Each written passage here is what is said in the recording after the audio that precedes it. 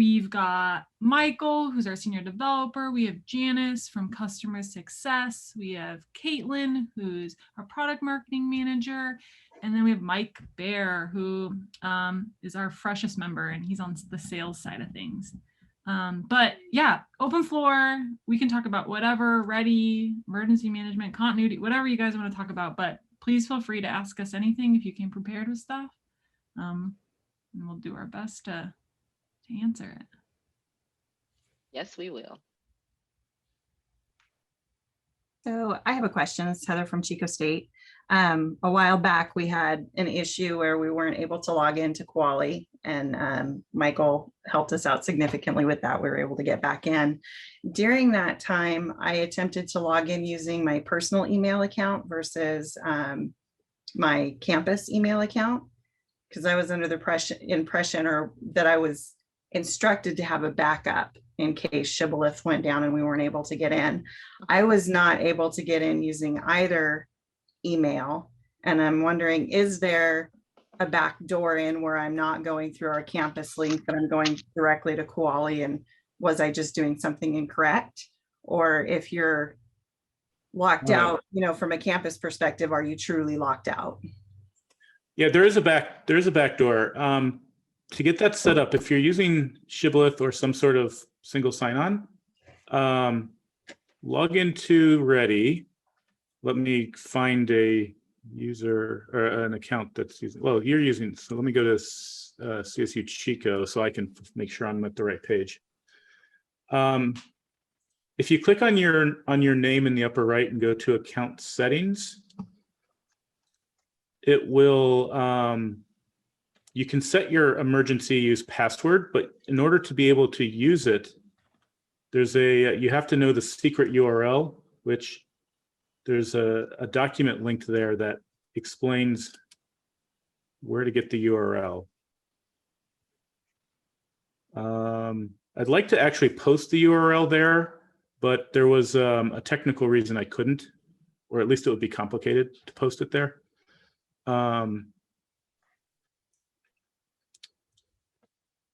So it looks like for Chico, for instance, it's going to be csuchico.quali.co/ready/user/sign_in $direct equals 1. So if you set your password, you can test it anytime because it's not going to rely on your campus system. You should be able to log in that way. So yeah, we should probably do something to make sure people who are converting over to a Shibboleth are made aware of this. Can you send an email with just the instructions and how we go about finding that URL and all of that? And then, am I understanding you right that if I know that, I should still be able to log in with my Chico State credentials, then I don't have to have that secondary email address and account? Yes, so you don't need the secondary account. In fact, because once we set up a once your Ready system is set up to authenticate through the Shibboleth, secondary accounts would have a little bit of trouble working anyways. You'd still need to use the alternate login URL for the for any alternative account, because the primary URL will automatically try and hit your school's Shibboleth system, and if that's down, it's just going to fail from there. And yeah, Tim, these instructions will work for any of you that are using a campus single sign-on system to get into Ready. You need to, like, the URL that Don put in the comments is the same for everyone, except you just need to put your own school's URL where Don uses CSUS.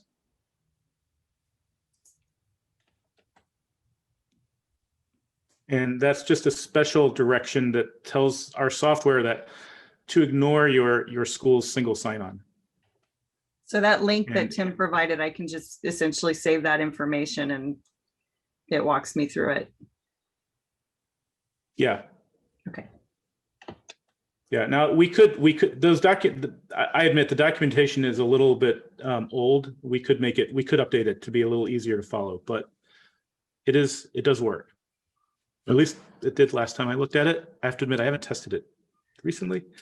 Yeah, I made a note to take a look at that since it hasn't been touched in a second to make sure that Yeah, it's up to date. So we'll make sure to get a look at that, Heather. And if none of it works, please reach back out to us and we'll make sure to do that. it did not work at one point when I was here because I already fixed a bug with it about a year ago. But it did work when I fixed the bug. It's always a good outcome. Yeah.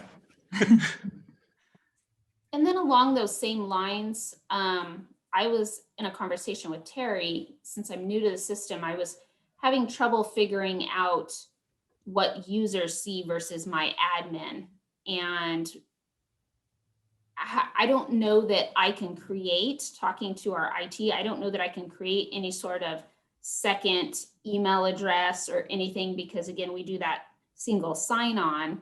So how best, or what do other people do to be able to like log in as a user and see what they're seeing so you can troubleshoot? That's such a good question, Missy. That I encountered the same trouble, not just with this platform, but really like any platform that I serve as an admin for. And I was fortunate that I convinced my ITS folks to create a dummy account for me, and because that was really the only way that I could go in and see exactly what other people would see, and it helped me as I was developing any instructions. Because I don't know how else to get around that besides constantly having to bug the person who, well, used to sit, in the office next to me to say, hey, can you log in and let me look at this? I don't know if there's another way. I'd love to hear it if there is. Well, Macy just posted one. Macy, that sounds like a good idea. Why don't you just talk about that for a minute? You're on mute, Macy. So what Macy, she I'll said, take care of it. So Okay, Macy's having some issues with their audio. So we created a couple of different emails, and one of them is risk management services, which is RMS at csus.edu. And we actually have a lot of different forms and stuff going on there, but we created the problem with that, with the single sign-on, is we use employee ID numbers for our verification. So they had to create a fake employee ID number for us to be able to do that. So creating the email account wasn't difficult, but it was just having them go in and create that account for us to be able to authenticate our thing. But it works out great. We use it for so many different things. And Macy just wrote that she went through the instructions that you posted, Tim, and it worked out fine. And I actually have that once I was able to get the bypass link, I put that in my bookmarks. So in case something does happen, that our single sign-on goes down or whatever, they're not communicating, I want to be able to get into that. Yeah, I have the same issue in a way when I receive a ticket from a university, and it's often, hey, I have a user that's having such and such a problem, and then I kind of go through the access that the user has and what's going on, and I'm not seeing the problem myself, and I wish I could like see what the user was seeing, but there's I haven't. A lot of systems have like an impersonation option, and I was looking into doing that for Ready for troubleshooting, just for me and Janice and Whitney. But unfortunately, the way Ready is doing authentication right now, it does not make doing an impersonation option very easy. So I mean, we're working on changing that, but and also when you're doing an impersonation option, you have to track who's the impersonator so that if any changes are made, they accrue to the impersonator and not the person being impersonated. So there's security issues too, but even just doing a basic impersonation where we don't even manage all that stuff. The way the Ready authentication system is working right now, I was not able to get that to go.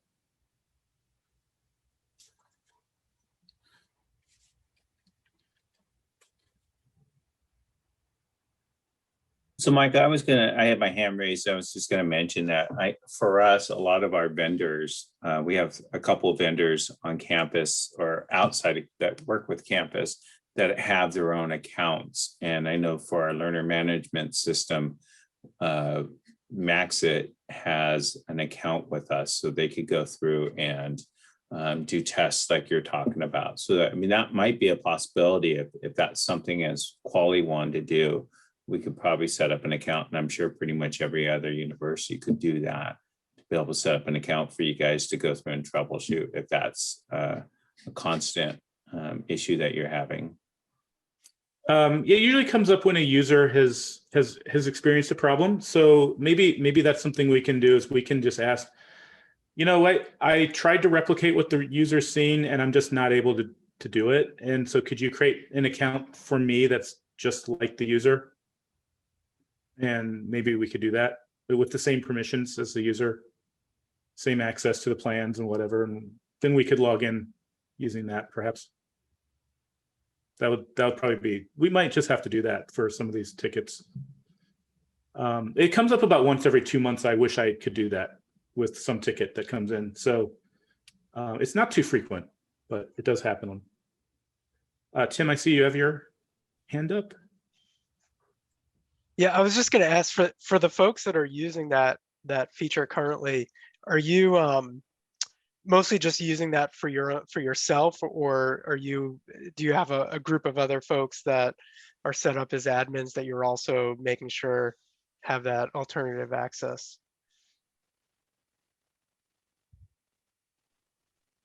Is that question directed to? To any of the, to any of the, like, like Don, if you're using that, Okay. it sounds like you use that alternative, you have that set up, right? Is that just for like you and Macy, or do you have other folks that are set up with that password alternative access? So we do have other people that have access to that account, but we're the only two that use it for Quali. We use it for, we get documents and stuff from Department of Motor Vehicles. If there's an incident report that needs to be emailed to us, it goes to that general account. But as far as Quali, it's just Macy and I. Yeah, sorry, I didn't mean that risk management account. I meant using that alternative login to Koali, where you have to set up a separate password through, through those instructions that that Michael just referenced. But what I'm asking is, like, are you the only one that has actually done that on your campus, or do you have a group of the other folks set up already to do it? No, right now it's just Macy and I, because we use the single sign-on. We really don't have very many issues. It's very rare that we have an issue with our single sign-on, which we're very fortunate. I just happened to have it from when we first started, and then I just kept that link just in case.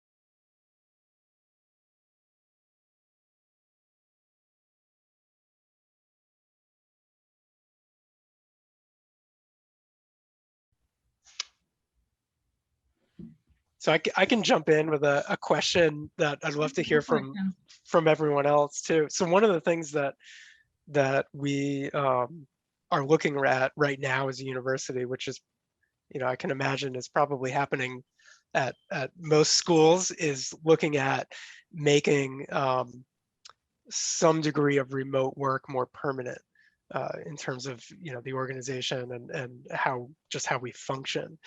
And so so it's something that I've been kind of tasked with, kind of organizing for the university with a couple other folks.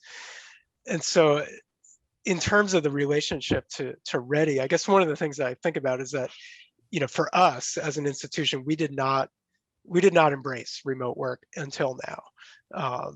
And what I think this is doing from like a continuity standpoint is really kind of, remote work was always treated as the alternative.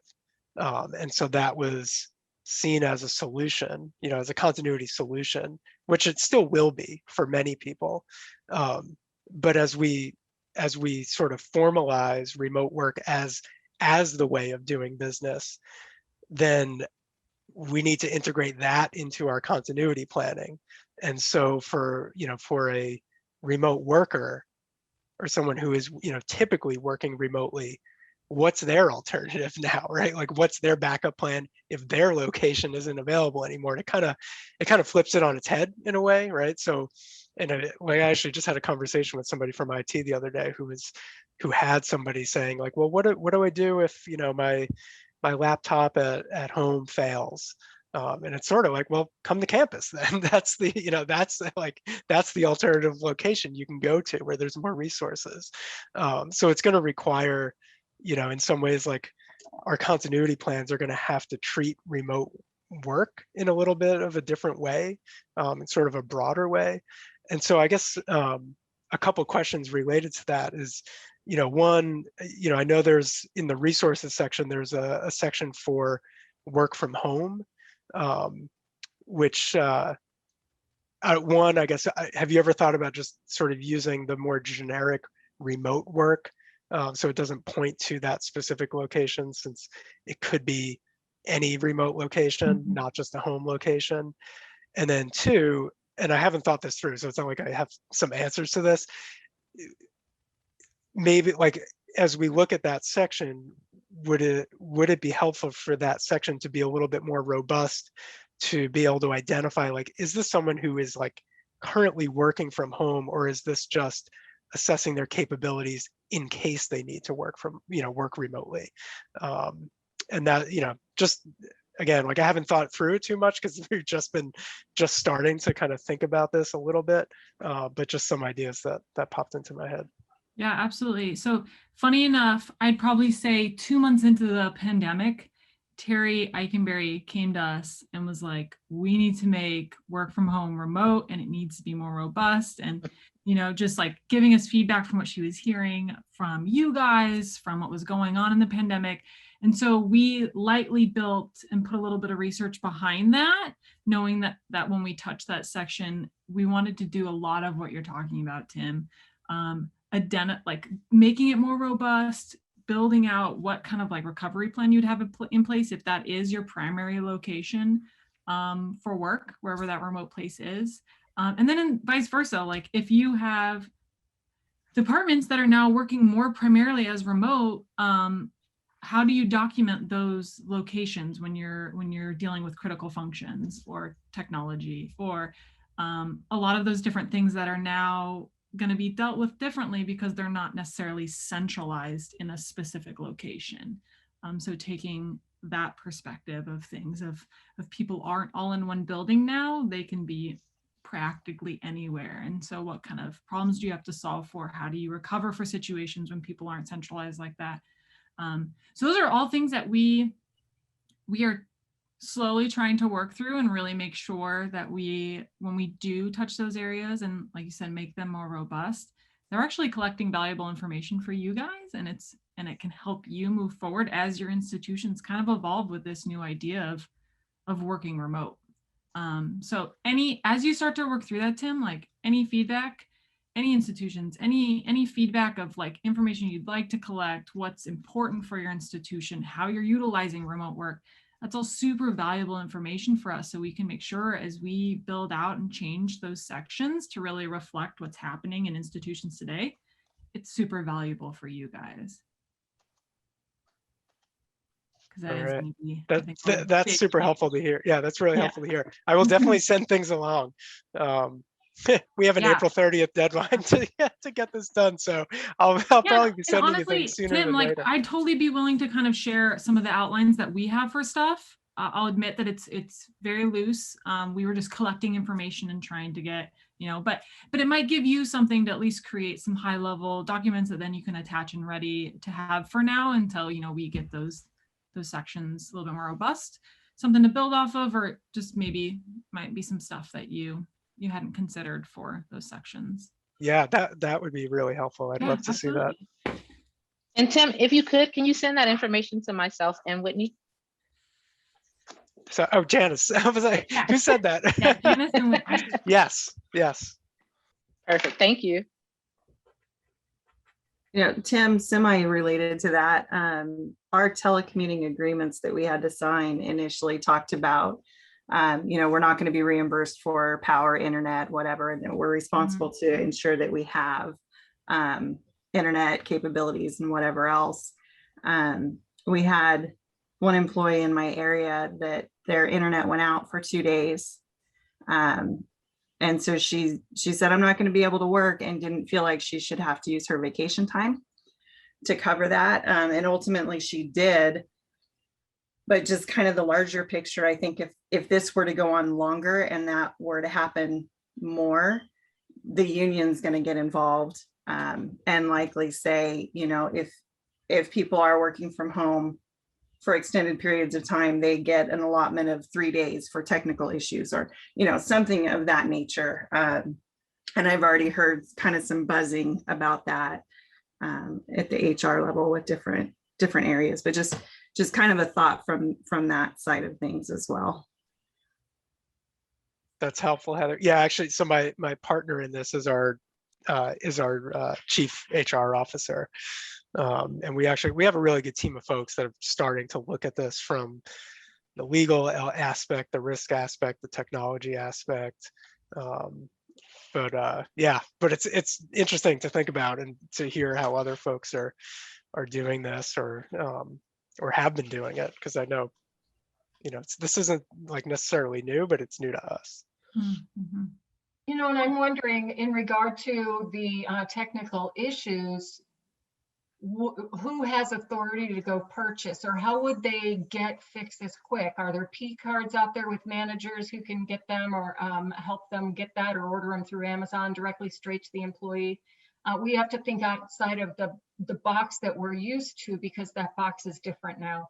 And so we have to think of those authorities that we could perhaps 3 days is a long time to be out for a technical issue if it's a quick fix with just something that we can order ourselves, right?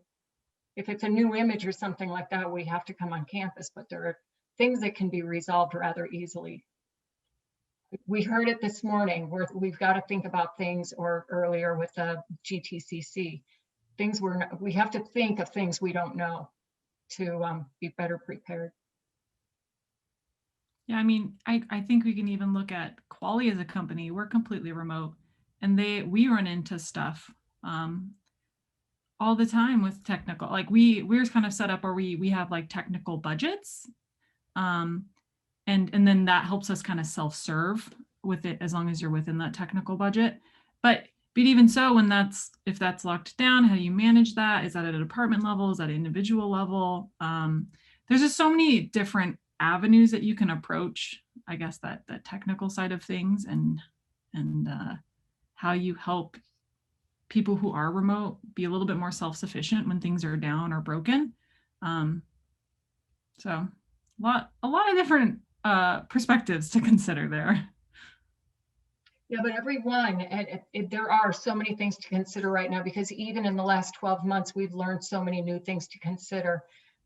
But we should take this as an opportunity when we see one person struggle with technology because they're in a different environment than we're used to being on campus. Let's take it, fix it for the entire campus for once and for all, right? Let's figure out a process right now, put it in place and resolve that one, so we can wait for the next one to come along. There will be another one, another something we have to resolve. At Heather's point too, I think it sounds super smart to be able to get, any and all departments, legal, HR, any exposure to that, to make sure that there aren't things that you're not, like I would have never thought about, like the union and any, possible like conflictions there with remote work and and having technical issues, you know, and so they may be able to give you so much more perspective to make sure, like you said, you're making that as robust as possible, and you've really considered how it might affect the The institution. rules in the unions in California are so different. I had employees across the Western United States, and California ran by a whole set of rules that that other states didn't. So in California, you have your own little set of things to work through, the union being one of them. We beat it a different drum. You said it, Don, not me. I did want to bring up a union thing, Heather, and anyone else that's wants to chime in on this. So one of the things I was looking at, since we're coming up to tax season, can we as employees, since we've been required to work from home, can we use our electricity, and the cost of our electricity, our space, whatever, as a write-off? And according to federal tax laws, if you receive a W-2, you cannot. And the only way to get past that would be is if your university or your employer gives you money, and it has to be a way that it's not part of salary, so you're not taxed on it. But I am surprised that our unions in our beat of a different drum in California have not actually stepped up and said anything about some sort of reimbursement, even if it was a $25 per month reimbursement to help pay for the utilities that they're saving on campuses right now. I mean, we have 17% of our buildings in use because of the pandemic. So they're saving some money not having to service those buildings, but everyone else is paying electricity. I know my AC bill went up because we're here all the time. My heater bill went up because we're here all the time. So just my thought. I'm just wondering if anyone else has talked about it. And Tim, you kind of brought that up on your rewriting the plans for working from home. How's that? I mean, that might be something HR is going to have to start working on figuring out. Well, Don, on a related note, when the pandemic first kicked off, somebody at the University of Colorado where I was working did send an email to the vice chancellor for administration and finance demanding that she have toilet paper delivered to his house because he was spending more time at home. That did not go happen. Makes sense because you couldn't find toilet paper anywhere. That's what he was really trying to get around. But yes, that did not go over well. But I laughed really hard.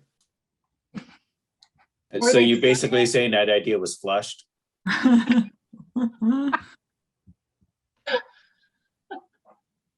Chris I'm just here gave all me a day. job. Oh, too funny. The other issue from a union perspective that has come up is the essential employees that have had to be on campus 40 hours a week versus the people that are telecommuting. Another thing that our unions don't allow is any kind of time clock or verification of really your employee being at work other than supervisory observation, so to speak. And so the employees that really have worked solid since the beginning of the pandemic are feeling slighted, that are people that are working from home, really working from home 8 hours a day, 5 days a week, and how is that being monitored? And then you have the flip of the coin where the people that were honest and said, hey, I don't have enough work, have run out of leave, and now their pay is being docked and they want to work. So I think once this becomes history in the next, year or two, that really that's when you're going to see the unions coming up with new directives, potentially lawsuits on the far end for people, and maybe additional compensated time off for people that didn't get any break. But and also the remote learning or remote work versus work from home. there's been instances of people sharing, their social media that they're on the beach, but they have their laptop and they're doing their work. Is that acceptable? And we've had some employees get permission from HR to go to a different city because a mother or somebody needed medical assistance. Can I work from there? Absolutely. Well, why doesn't, so-and-so who's on vacation and posting it on social media at the beach, and they're still working, why didn't they have to have that cleared through HR? So I think it's going to be a little bit of a mess to untangle, but our campus is looking into what positions could remain remote, and will that help with the budget crisis moving forward? And I kind of wonder, like Dawn said, they're saving a lot of money in some areas, and yet in other ways we've spent millions of dollars more than we planned. So what is the reality of the budget?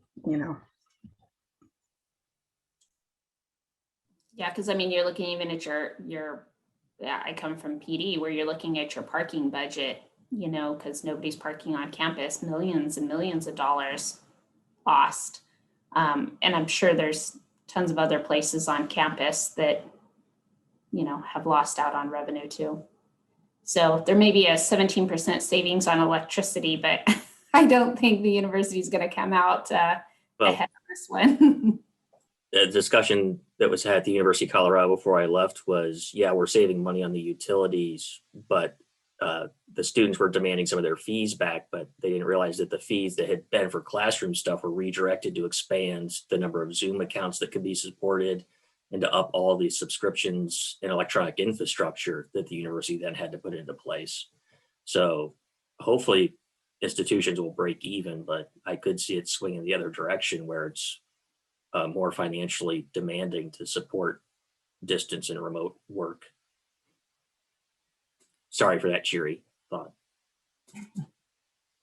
Well, especially if it sounds like you said, Tim, like your institution did not support remote work at all. So when there's institutions that didn't at all, they didn't even have the foundation necessarily to probably kind of at least, I don't know, take some of that cost and investment away. And it was completely necessary during the pandemic. So they had to do the jump. So it's one of those things where I wonder if over time we might, you might see it kind of balance itself out, but who knows how long that's going to be and how long it can sustain. So it's kind of a tricky situation. We had to update our remote work or work from home policy because of this, and it was so outdated. I think the president at the time was Nixon. You weren't even born yet, Don. Oh, you went on mute. Two people got that joke. I got it. I was around when Nixon was.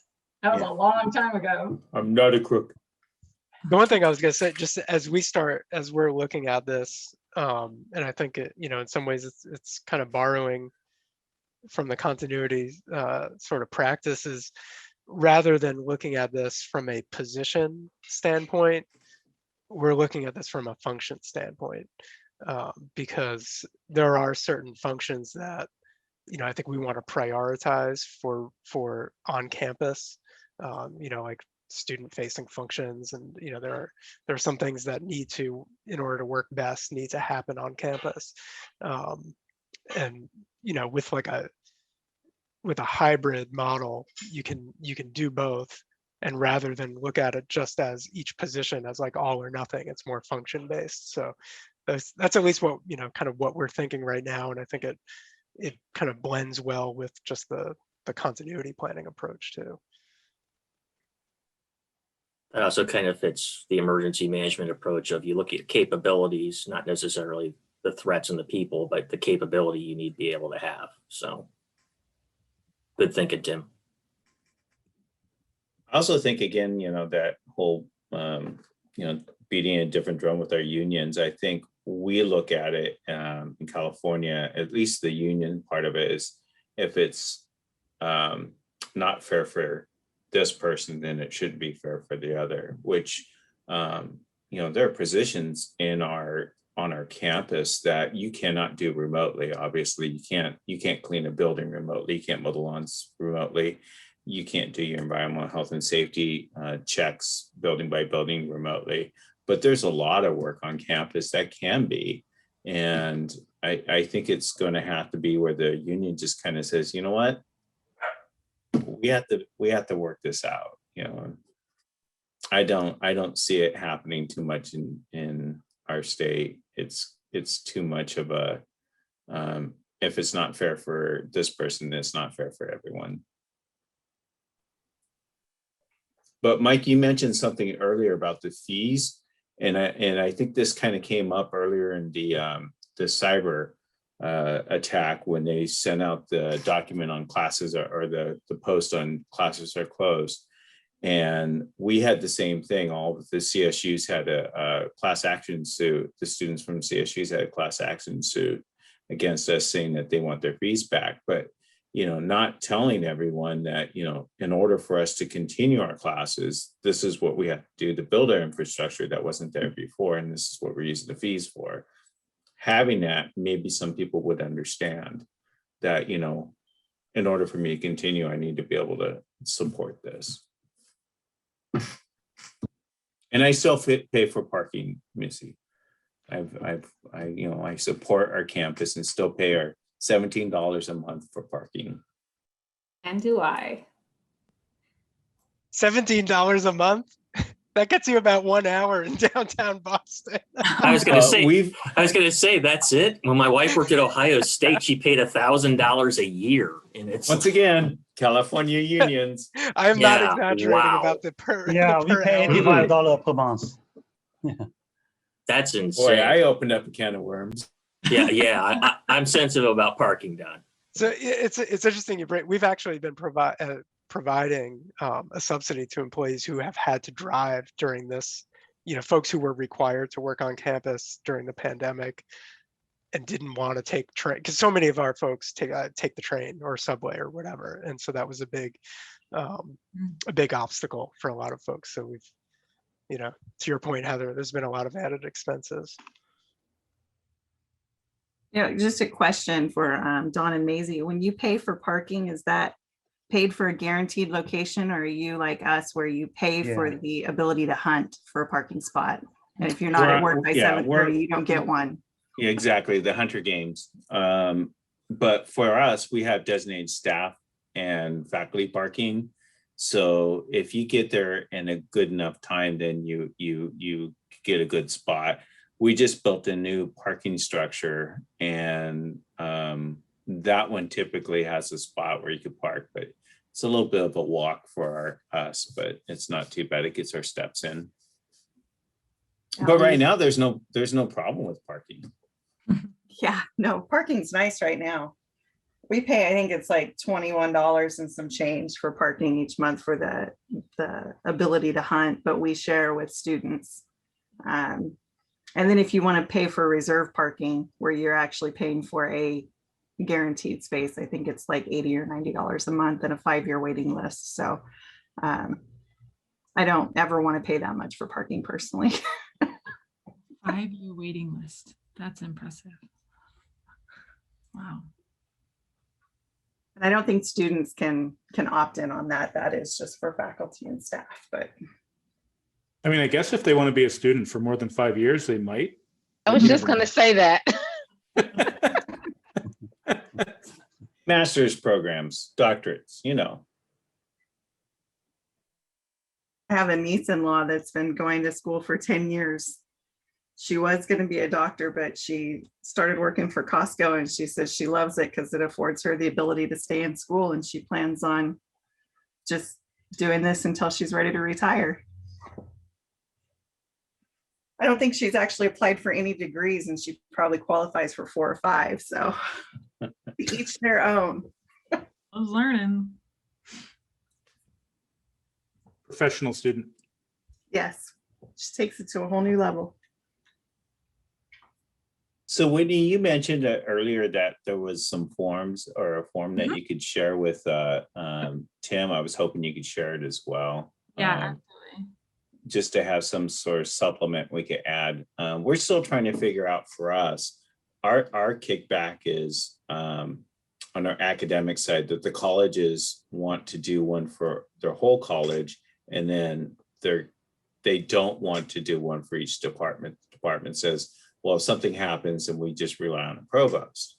So we're hoping that there might be something that we could do a supplemental to add in just to that particular college's BCP. And, especially with today's cyber thing, just knowing that, just adding that little is not enough. And I wish everyone in our college or in our university could have seen today's presentation, because that was just some awesome information of how important it is to stay on top of your BCP and create it as a living document versus as you mentioned earlier, Terry, one you put up on a cadenza and open it up once a year because you have to. Yeah, if that's the case, you're missing the point, right? Well, we had a dean of a college who said, well, my employees don't know anything about the BCP. I'm not going to tell them about it. We have a manual. I go, well, what happens if you have, I don't know, like a pandemic? What do you do? I mean, this happened to be during the pandemic. He goes, I just refer to the manual. Well, okay. I mean, there was just whatever question we asked him, he always had the answer, refer to the manual, refer to the manual. So we kept trying to show him, well, here are some questions that you need to think about. Well, then they'll ask me. So, but you get that, I guess. The academic side is tricky. I hope you all caught Tim's great presentation on Monday, right, Tim? On, writing the academic plans or writing plans, building the relationships with the academic folks for those plans. So yeah, that was a great presentation. It had a lot of good information in it. But we hear that from a lot of customers, Don, that it's tricky on the academic side. They still have functions, right? What did they do? Did their manual tell them how to teach remotely with a Zoom class? Probably not. It has to be a living document that we always continue to improve. Yeah, Don, the way we're approaching the colleges, and we've only honestly gotten through one so far, and it's not even complete, but we're setting the, like the College of Business as the business continuity plan. And then we're making each of the colleges under them the critical functions, because the deans didn't want to have, 5 or 6 plans per area. And we think it's going to work. At least then they all have some kind of documentation. And what we were finding is I was just kind of going through and trying to do BCPs on their behalf, is that over and over again, it's the same answers for all of them. And I know in an earlier session, someone said, hey, if we can copy a plan, that would be great. But at least then you're copying it at the critical function level instead of the entire plan. I think it was Don who mentioned that request. So you can't copy a plan, Heather. Are you aware of that? I think you showed me that a while ago. But to be honest, I probably don't remember how to do it. I can pull something up just so. Yeah, because I thought that came up and they said that we couldn't copy a plan. So now I guess I'm confused. You can in the definitely- admin section. Yeah, if you're an admin, you can go into the plan section and you can click on copy for that particular plan and you can copy it. But it's But only Whitney, you said that you guys are working on users to be able to go in and do that, right? yeah, so it would be a little bit more isolated. And I think, Heather, you kind of mentioned this, where it'd literally only be able to duplicate the critical functions or a specific part of a plan. That's fine. So then they can pull in that specific information, like you said, like if each department, they're going to have their own department details, but then if all the critical functions for a huge chunk of your departments are all the same with small minor changes, you'll be able to copy those critical functions into each of those. plans rather than copying the whole entire thing, changing all the major information and leaving the critical function. Yeah, you definitely would be getting gold stars from our groups if you guys do that, because that's the biggest thing that people would say. Well, the other thing too is we want to know, or they would say, we want to know what other people are putting in their plans, so we know to make sure that we're covering, we have everything covered that we need to. And so having that list of critical functions, even if it's just a couple things out of it, having that to draw from, they're making sure that their plan is complete. Don, that makes me, one question I often would get from folks, and actually this is particularly on the academic side, they would say, well, what can you give us some sample critical functions? Like what, and I think, that probably applies to everybody. Oh You yeah. can give them some ideas to get started. And I don't know if anyone has ever put together like a sample critical functions list. That would be a really great resource to share. I took a stab at it and kind of made one, but I'm curious if there's some like default sample plan we should just include. Well, I guess one thing I've always wondered about is, like if from your perspective at Koali, like, can you almost like scour the landscape and see like, all right, here are the most common things we're seeing, create here's like what we're seeing on, in academic departments, or these are like the 5 most common functions we're seeing from a registrar's office or whatever it might be, just to kind of give other folks like a launching off point. Tim, a couple of things with that. When I was at ASU and trying to bring our colleges online and our administrative units online, that was the one thing. Yes, what can I have a sample? Can I see somebody else's? And I did that a couple of times, and I found that when they're creating a plan from scratch, that everything I gave them in the sample, whether it applied to them or not, ended up in that plan. And so we had to do kind of a lot of backing out to explain that it is sample. So that kind of got a little challenging. But on the flip side, back to Heather's comment on the copy, there are some, actually all of our plans did have some common critical functions. Like everybody had the same common critical function because it was basically like payroll or whatever. Well, maybe internally they did something different, but it was getting them to all understand payroll was not a critical one, was a little challenging. But once we got past that, it would have been really nice to be able to go, here's your blank plan, but payroll is already in it. The ones that they need to walk away with their plan as a standalone.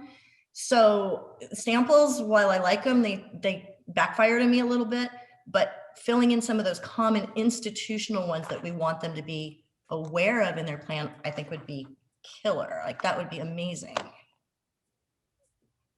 That's a great perspective, Missy. Yeah, I'd never, I guess the approach that I think initially like in product would be more of being able to supply examples and guidance, less like prompting pre-filled or like preset sections that kind of like say, hey, these are the top 5, to maybe steer users away from just completing those, thinking that they all apply to them and maybe they don't. But also being able to, if across, let's say all academic departments, these 2 critical functions are going to apply to everybody, being able to kind of pre-fill or pre-prompt those sections with those critical functions and then have them either fill out or add to what already exists. So that's super, super insightful. So thank you for sharing that.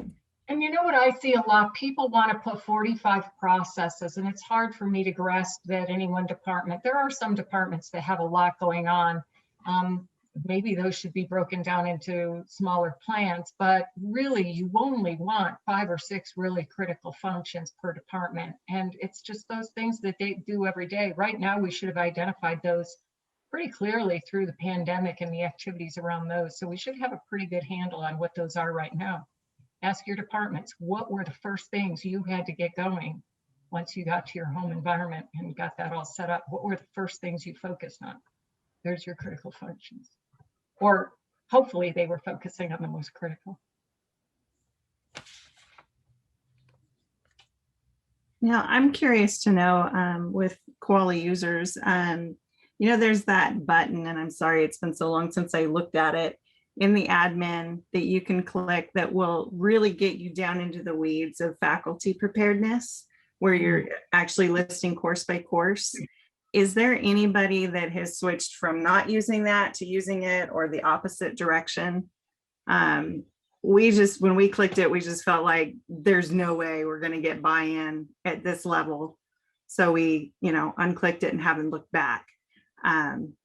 Is there anybody that disagrees with that or thinks it's really, really necessary to get down to the weeds like that?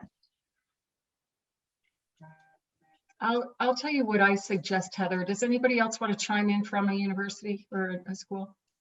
We unclicked it. I mean, we don't show it. You're going with instruction, right?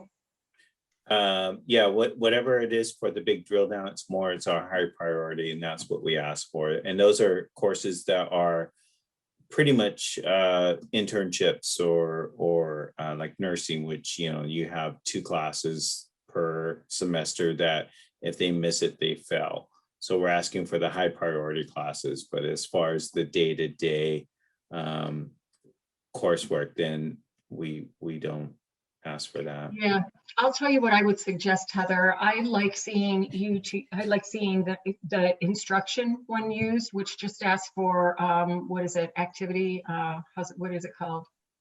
Action item. I like seeing you use that. And for the things that you would put in the faculty preparedness, there's a list of that somewhere, right? That list exists somewhere. Don't recreate it in a plan. It's going to change, and then the plan has to be updated from, it's going to be different. You've got version control. I like to see the list attached as a document if you're going to put it there at all. Really, you're looking, it's the academic side is just another business unit if you think about it. They have functions, they have, the director of the department, or the dean in that case. You have all the same information you do for a business unit. They have critical functions most of all. They still need to know who to call in an emergency. They still need to know where to go if their building is not available. Have them fill out the complete plan and use the instruction area rather than the faculty, whatever the other one is called, and just attach the documents. And now when you get to that instruction area, the action item area, just put things in there like, what do they need to do to be prepared?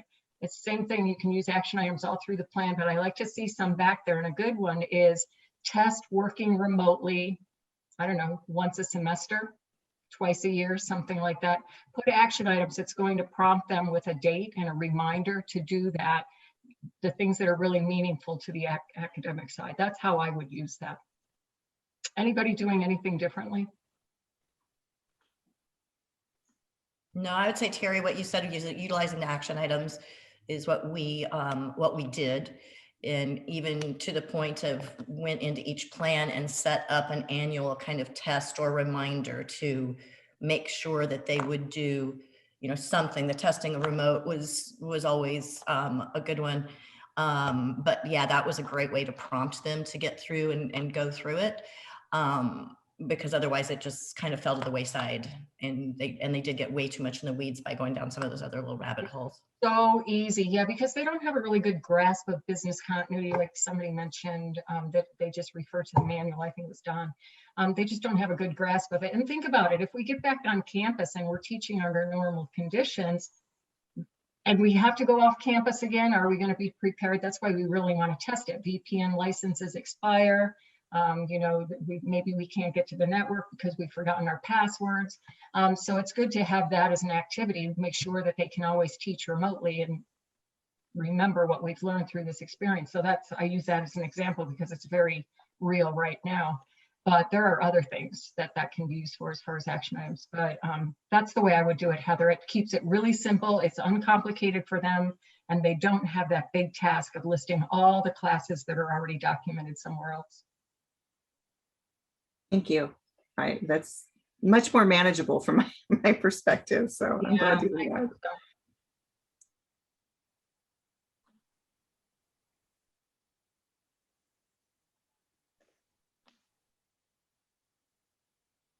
Any other questions from the group? We had awesome discussion, guys. A couple more minutes left. I have a question for probably Janice or Mike. When is the next community call? Anybody on the line wondering about that? It is this month, but I don't know the date offhand. I can check it. Looking right now. Oh, thanks, Yeah, Brandy. Heather, I know you've been on those calls. Don, you've been on those calls, Macy. And Misty, you might want to listen in because those calls are always so informative, much like this, right? Just sharing ideas. Yes. Yeah, I It reached feels just like this. that because Yes. I wasn't sure those even took, I didn't know those took place. So I think she's got me set up now. I do. Awesome. Awesome. Once a quarter. Oh, good, Janice. Once a quarter. Once a quarter, March 12th. March 12th. Yep. It's the second Friday of the last quarter of the month. I don't know if that. Always. Okay, that's good. That's good to remember. So then an email comes out. Is that Mhm. in You would advance? receive an email and it will have a link for the meeting. And then during the meeting, we'll discuss the date for for the next meeting. And Janice, that comes directly from you, right? It does. Mhm. And Misty, if you don't get it, call me again. We have a few Tim joins that meeting too. So or that call. So Mhm. Yeah, I think we've Yeah. had Macy, Tim, and Don, but Great. all of you guys are welcome. I'll make sure that the email goes out. Because we I'm love trying to to come see you up with a guys. new joke. Oh, boy. You have to bring your dog, Don. Bring Crosby. We want to see Crosby smile after he gets through his little health issue. I'm hoping he's coming home today at 6, so. I hope so too. Terry, I placed all the remaining dates for the year. You have the chat. Yeah, Oh, March 12th, Yeah, June the 11th, September the 10th, and December 10th. And for that's anybody who has- awesome. Thank you, Brandy. Anybody who hasn't attended those, they're super open format for the most part. We usually try to come with some topics prepared, but a lot of it's just like allowing the community to chat and communicate, and us try to facilitate what we can to help you guys and help you use the product and just survive out there. Well, one thing I want to mention about the community chats is right after the pandemic started, you guys started this and you were doing it once a week, and it was nice to hear what other universities were doing during this. How are they reacting to it, and what issues they had and how did they resolve them? So it was very nice to have that sounding board, very similar to what the style that is today. But I commend you guys for putting that together, because it was nice to be able, even though I didn't attend all of them, when I did, it was great information that was being shared. Thanks, Don. Yeah, thanks. It was so good to share that information. I mean, we learned from all of you what you were experiencing on the front lines, but the sharing of information was so great. Because we had people from all over the US, right? Experiencing it in different ways and in different stages of recovery. That was really helpful for each of you. And it evolved into conversations around civil protest too. Like it just constantly just kept evolving. Yeah. So I'm just curious, for the people that did attend those, did the list of pre-prepared questions help to move that conversation along? So there were times where, it was a lull in conversation, and we didn't know how much to be prepared and how much just to leave it as open dialogue. I think it's nice to have some prompts for sure, especially, but when it was timely and relevant to, things that were, I mean, this past year was maybe somewhat unique in that we, there was something big that we were all experiencing regardless of, where we were. Yeah, I mean, I think, having some prompts are great, but then also having space for folks to just sort of bring whatever's on their mind into it was also good. I mean, I love those calls, and any opportunity, as someone who is relatively new to this work, one of the things I think that I found as I was just trying to learn more and connect was that so many of the resources that are out there are not so relevant to higher ed. I think like this work within higher ed is just so unique because of the scope of what we do is just so vast, right? And so having the opportunity to connect to folks like all of you was just invaluable. I mean, I can't say enough about what I've learned from everybody here and others who've been part of those calls. I really appreciate it. I'll That's a tell you great two point. things that stood out in my mind from the whole experience, and I don't know why they did, but just the need to have someone designated to wipe down elevator buttons every 30 minutes was just not something on my mental radar. And then also, I think it was Christoph with Boise who said that they learned very quickly that when they were trying to keep desks or workspaces 6 feet apart, that it was easier to tie ropes together with knots in it, so that when you're remeasuring row to row, you're not actually like using measuring tapes and stuff. Like, it was just better to have kind of this archaic baseline system to keep, spacing. It was just interesting and fascinating the whole time. I don't know if we had a chance to share with you guys, but I know during our presentation we hired students who lost their jobs in our food courts and stuff like that on campus as student safety ambassadors. So what they do is whatever buildings we have open, like I said, we have about 17%, they're assigned to that building, they sit in the lobby, and when someone walks through the door, they're there with their wipes and wipes down the doorknobs. If someone is going up the elevator, if there's 3 or 4 more, I mean, they, depending on the size of the elevator, they're there to tell them you have only 2 people could go at a time, or whatever it is. So, and then they offer sanitizer and stuff like that. So that has been a great help in so many different ways, but also being able to, keep students employed. Huh. And That's a great idea. those green hats and cool green vests, as I mentioned yesterday, but they have to return the vests. The koala green vest. That's right. 'Cause it's our color. We've learned a lot. Ours is hornet green. Yeah, we've learned a lot in 1 year, for sure. All of us. And who knew all your favorite alcohol beverage providers can also make hand sanitizer? Exactly. Well, guys, we thank you for your time today. Are there any additional questions? It was a great conversation. Yeah, it was a great conversation. And if there's no more questions, I just want you guys to make sure you can join us on March 12th for our community call. And thanks for joining us today. Bye, everybody. Everyone. Bye. Okay, thank you. Bye-bye.